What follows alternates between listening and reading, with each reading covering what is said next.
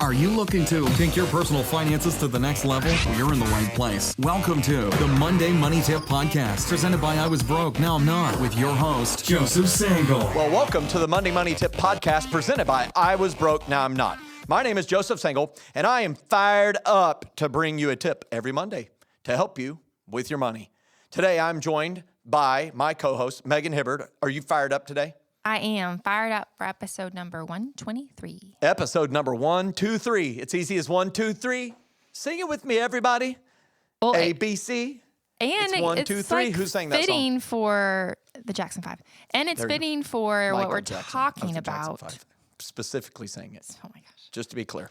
All right. So what were you saying? Oh my gosh. Okay. Well, as I was saying, the 1, 2, 3 is fitting for what we're talking about today because we're talking about college selection. So like 1, 2, 3, you're learning. Yes, that's Come on, great. work with me here. Excellent. Work with That's me. where I learned my numbers was at college. Tell everybody what the featured question is for today's episode. It's off to a great start. Okay, so our featured question is, I have a junior in high school, and I'm amazed at the amount of colleges who have contacted her. I literally have piles of mail from these colleges and universities. It's overwhelming. I know this is a huge financial decision too. Can you provide some pointers on selecting the right college for my daughter? Yes, because I have done this with my daughter, who is now senior status, but she's been there 3 years, so she's a junior. I'm so confused. They take so many classes in high school that qualify for college credit. But before we dive into the question, let's go to the featured resource for this month of November. Yes, the featured resource for this month is your latest book, 2020 Money, Gaining Clarity for Your Financial Future. So start this holiday season out by having 2020 vision for your life and money. Many people feel stuck in their financial journeys. Because of this, Joe shares practical steps you can take to discover and fund your God-given purpose. Your dreams can become reality with the clarity gained. You'll be able to charge forward to live a fully funded life. So visit iwbnin.com/2020 to learn more and receive a special offer. That's awesome. Yep. I can't even believe we released that at the start of this year. It seems like 700 years ago with all the COVID and everything that's happened. But I hope everybody is happy and healthy and is doing well. And we're here to help you with your money. It is unbelievable what has happened. We've had an election happen, and that's pretty unbelievable. And we're going to talk about current events. Let's dive into that favorite section of the podcast. Let's go. Now it's time to get caught up with our current money events. This portion of the podcast is brought to you by Saving and Investing Tools from I Was Broke, Now I'm Not. They're designed to help you make more informed decisions. So whether you're wanting to know what your investment strategy will produce by retirement age or determining how much you should save from each paycheck for known, upcoming, non-monthly expenses like Christmas, vacation, and car repairs, you'll find the calculator you need. So just go to iwbnin.com, click on Tools, and select Saving and Investing. Yes, and I love the current money events section. Love it, love it, love it. Today's topic of the current money events section, you fired up, is the dash to the end of the year. The dash to the end of the year. Dun, dun, dun. Let me ask a question of our podcast listeners. Do you have any financial accomplishments you really wanted to achieve this year, but they're still unfinished? And Lord knows we have enough excuses this year. Like we have enough excuses. But do you really have some financial accomplishments you really wanted to achieve this year, but they're not done? I found it very helpful to crush things out all at once, to pile on the work in short bursts. The team knows it. Our producer knows it. You know it. Everybody's laughing. Everybody knows about the crush. I believe that there's no such thing as balance. I believe that there's crush and take a break, crush, then take a break. So here's my question for your financial goals. Could you get new insurance quotes by the end of the year? The answer is yes. Let's learn Napoleon Dynamite's way of saying it. Heck yes. Heck yes. Could you get new insurance quotes? Heck yes. What about setting up that 529 college savings plan for your kids and then telling the grandparents about it? Heck yes. What about calling your financial advisor and setting up a meeting? Heck yes. So could you get your home refinanced by the end of the year?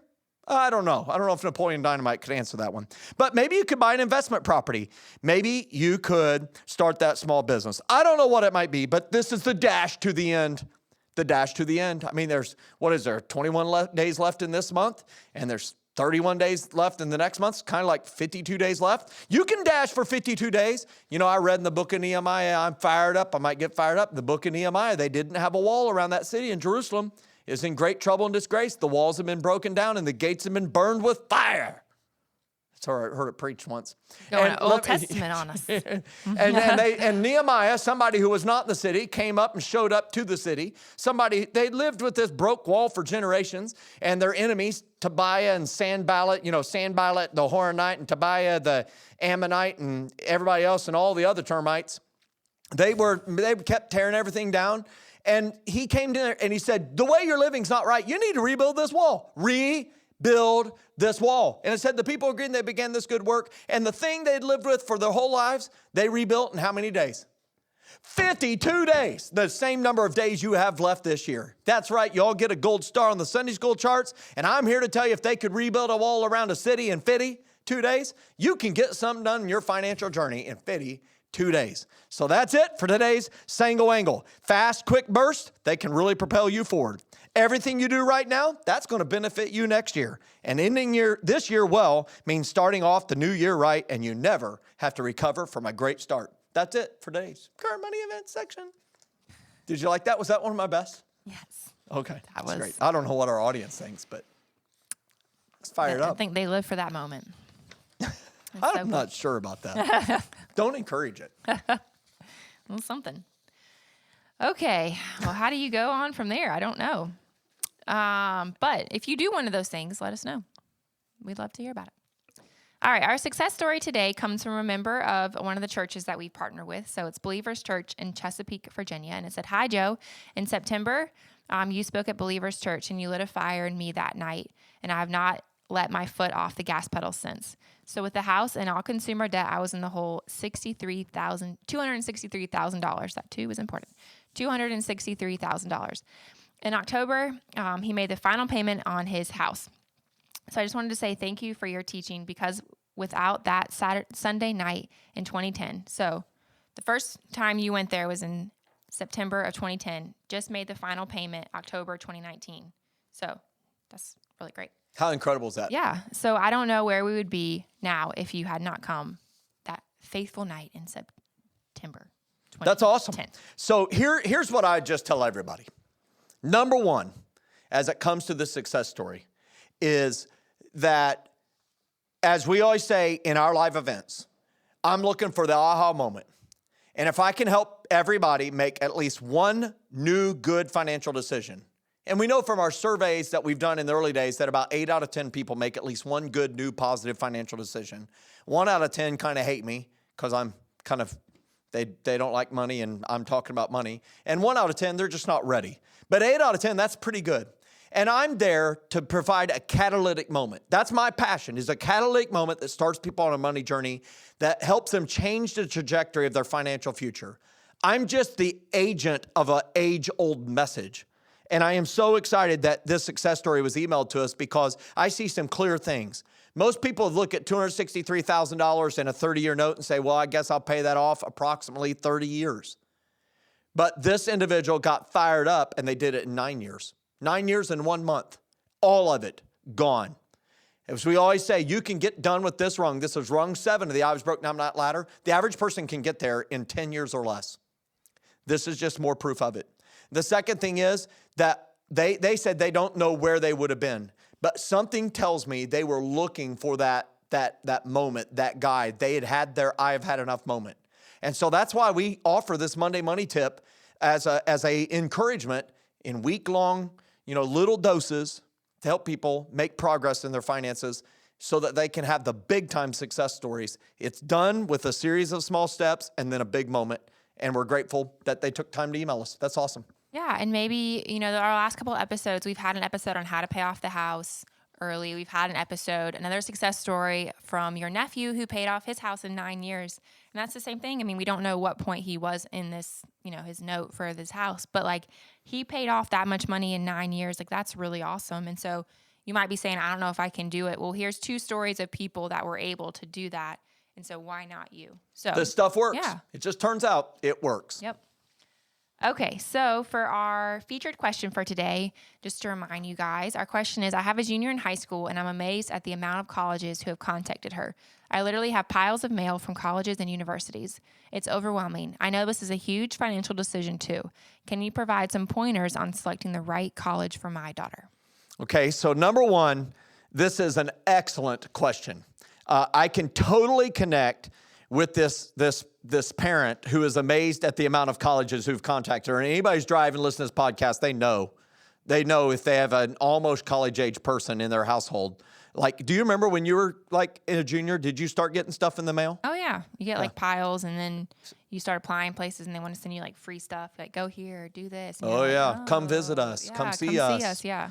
And like colleges you didn't even know existed. Like some of them's names I couldn't even pronounce or enunciate correctly, which isn't a surprise to anybody. Listen to this podcast, I probably mispronounce a lot of words. But the other thing is that these piles of mail, the stacks of them, do become overwhelming. And this is an excellent question because too many people get enchanted with a particular college and don't really ask the value question. Where will I gain the most value? And I want to be clear, value does not mean the cheapest or the lowest cost. What it really means is the best value in terms of the education you receive, the relationships that are going to be formed, the connections you're going to make, and the future fully funded life that you deserve. So let's start the conversation by asking a more clarifying question. Is the college degree that I'm going to receive worth the cost? And I ask this question because I've met many college students and parents who've not asked that question. So there's a perception that a college degree is a ticket to the high life with great income, and it justifies obtaining a degree at any cost, but I disagree completely. If the college degree is equivalent of a degree in underwater basket weaving, well, and the student ends up paying $40,000 for the degree, was it worth it? Probably not. So here's another good question. Will your future employer care which college or university you attended to earn your degree? Like, did I ask you really? Like, Megan, we were interviewing you, did we ask you what college you went to? No. Yes, I think we did, actually. Well, it was on my We knew resume, so you knew that. And then we're like in the ACC area, and I went to an ACC school. The Atlantic Coast Conference. Yes. And what school did you go to? I went to NC State. Which is the wolf pack. So make the wolf yes. sign. Is this the wolf sign? Look at that. That's awesome. Yep. Ooh. Okay. Yeah. So we talked about it. I mean, because it was, I think for us, it was more of a like bonding moment. You went to Clemson. A couple people in our office went to Clemson. And so, we're kind of a little bit of rivals, although I wouldn't say necessarily in football. And Jimmy V is from NC State. One of the most famous speeches ever in athletic sports. Yeah. So, I mean, I think for us, it didn't, you wouldn't have not hired me because I went to or didn't go to NC State, but you did ask me. But I think it was more of a conversation piece. We wanted to know, did you have the degree that gave you the skill sets to be able to accomplish a job that we needed done? Yeah. NC State is an exceptional school, highly reputable. Many people recognize it. But you know what? There's many colleges that are less known, great private liberal arts colleges that are great too. And if your degree was from there, that would not have made a difference. Yeah. In fact, unless you're going to be an attorney and the attorney only hires people who graduated from Harvard and they're against anyone from Yale or vice versa, then it's going to matter. But unless that's you, which could be a very small percentage, a percentage of 1%. So it's really important. Is the college degree worth the cost? Let's ask the next question. We said, will your future employer care about it? No. So a few years ago, I got to be this parent going on the adventure of helping my daughter select her college. So when we went off and looked with my daughter for her college degree, we looked at things like location. She, of course, wanted to be in California. I wanted it to be near home. The campus, the quality of the campus, the type of experience that it would allow her to have. And the degree program was a big thing. In fact, I thought it was appropriate to just look on the website. Do they have the degree program? Yes or no? If they don't, she was looking at graphic design. We went to one school that was highly recruiting her as an athlete, and they had the program. What they didn't tell us is there were 4 total students in freshman through senior year. And I remember the moment, we've invested this time at 6 hours away from home. We're far away. And all of a sudden, I noticed she has this look, and we're looking at the art of the senior projects. And she's got this serious look. And as we left, I was like, hey, I noticed something there. We're like, what's going on? She's like, Dad, there were like 50 errors that you could see from outer space. And that's the seniors. And I can see that as a senior from high school. And immediately it killed that opportunity. Of course, if they're going to be an athlete, the coaches, the team, the housing matters to parents, right? The food matters a lot to the student. The distance from home, student life, the cost, the scholarships, the net cost. And we're actually going to have a little spreadsheet or that they can download, a little worksheet with these things on there. But we ranked each item from 0 to 10. 0 was terrible, 5 was okay or average, and 10 was outstanding. And we ranked the final 3 schools against each other for the same key factors. And when we did the ranking, of course, we give them the level of 1 to 10 or 0 to 10. But then we ranked the schools as we felt like this school is number 1 for this category degree program. This was number 2. This was number 3. And then we compared our rankings. And I actually have them to show with you right here on the YouTube channel. If you take a look at it on YouTube, I was sitting at Coastal Carolina University. That was one of our final 3. And we were looking at Coastal Carolina University, Charleston Southern University, and Anderson University. And we sat and looked at all these things: location, campus, the program, the coaches, the team, housing, food, distance, student life, dollars. And then we ranked them. You can see our rankings, 1, 2, 3. And then you can see whether or not we ranked them a 0 through a 10. And Malia ranked hers, and I ranked mine. And then we came up with her overall and my overall. And when we looked at it and came down to it, we're sitting there at Starbucks, which it's a blessed time to do an evaluation of college with Starbucks. And of course, this is her foofy drink, some sort of thing that was kind of green and alarming looking. I would never order it because it was in a Cafe Americano Grande, which is boiling hot, fresh espresso with hot water in it. And you can see that we both ended up, she ended up ranking Coastal Carolina a little higher, 1.6. I ranked it 2.0. AU ended up a 1.9 to 1.6. It ended up being the number 1 for me, the number 2 one for her. But then when we looked at the ratings, the 7.2, and the 8.1, that when we looked at it, AU had the better overall rating. And so in that place, we kind of looked at each other and we knew it's going to be Anderson University, which was shocking to her because it was the closest one to our house. It was very close. And so I thought that was super interesting that we looked at that and said, hey, this is the reason why we're going here. And I found it to be very helpful. And I just thought maybe I'd give you a moment to kind of share. What do you think as I share that, as I talk through that? What thoughts came to your mind? Yeah, I think there's definitely a lot to consider when you're looking at colleges. And I know for me, it was my options were in-state. So that was like a big thing for like my family. Your parents said, you're going in-state. Yeah, when they're willing to help you foot the bill, you're not willing to really argue. So for us, in-state was a big thing. But when you're talking about the financial ramifications of sending kids to school, whether you've saved a 529 or not, whether your kids have scholarships or not, there's a lot of factors to consider, the things from if they're going out of state, obviously it's more expensive, but even like them driving back and forth for holidays or seeing you, like I went close. I never thought my mom thought I would go to California too, which is funny. But I went 25 minutes from my parents, which was like, I gave them rules though. Like you can't come anytime, you have to call, all these things like that. But it was so nice. I could just go home and do my laundry. Like I could save money. I could go home if I wanted a home cooked meal, like all these things to consider of like the financial ramification of like paying for college and room and board and the difference between private and public and all that kind of stuff to take into account when you're thinking about this degree that you're going to get and how are you going to use it and what are you going to do with it. It's a lot and it can be overwhelming even as like a high school junior or senior when you feel like you're having to plan your life. Mm-hmm. And so I think like mom and dad be like patient and gracious with them as they're trying to walk through this because that's like a big decision for someone to make is like you're asking them not only to decide the college, but also the degree and how do you know what you want to do and all that kind of stuff. So I think having like a lot of open conversations about that and like fostering conversation and making room and space for your kid to dream and think and But also you knowing the financial ramifications of like what school they need to attend and, is the degree going to be worth it? Are they going to be able to make the money back to pay for the loans if they have to take out loans? Like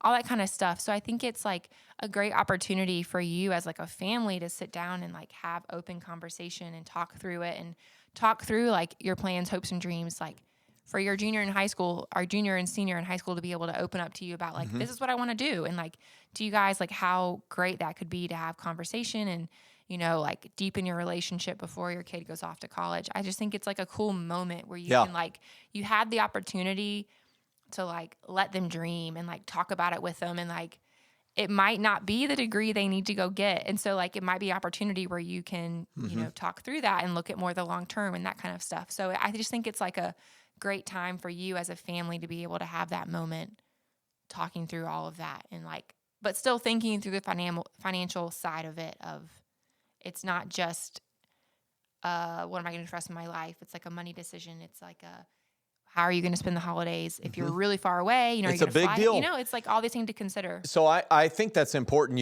that you share that. I think you should focus on this. And this is why we want you to have a budget. This is why we want you to be able to save in a 529 and start early. Those of you listening with babies, start saving for that college right now. I know you don't know if your kid's going to go to college or not. But it's so much better to have prepared and then have to figure out what to do with all the extra money than to have not prepared. And I remember having a budget allowed me to be able to go on these adventures, to travel to these different places, take off work, not have to worry about that, be able to go on these great trips. But also that time was very special time. It's time that I really remember, I reflect on. It was great. She was going to run cross country and distance track, and I would go for runs. She would go for a run with her team, and I would just go run around the college campus. And it gave me the opportunity to be able to see the university. I learned about a lot of universities. And so I encourage you to download this worksheet. It won't be the all things. It won't solve all of the decision making. But what it will do is it's going to allow you to get 75, 80% of the way there and remove a lot of the ginormous, overwhelming feelings that you feel on making this decision, help it make it more clear for you. And so let's finish with a quote or verse for today. What's that? Our verse for today is Proverbs 4:7, and it says, "The beginning of wisdom is this, get wisdom. Though it costs all you have, get understanding." Yes, and I love this because it really is a reflection of the fact that wisdom is expensive. It costs money to get understanding. So don't begrudge the fact that you're investing money to get education and wisdom, because it's recognized by the most wisest person ever who's lived, as they say, Solomon, who said the beginning of wisdom is this, get wisdom. And then it says, though it cost all you have, get understanding. So it is a good investment. Just make sure it pays back. The ROI is there. So as we wrap up, tell everybody what we're going to talk about next Monday.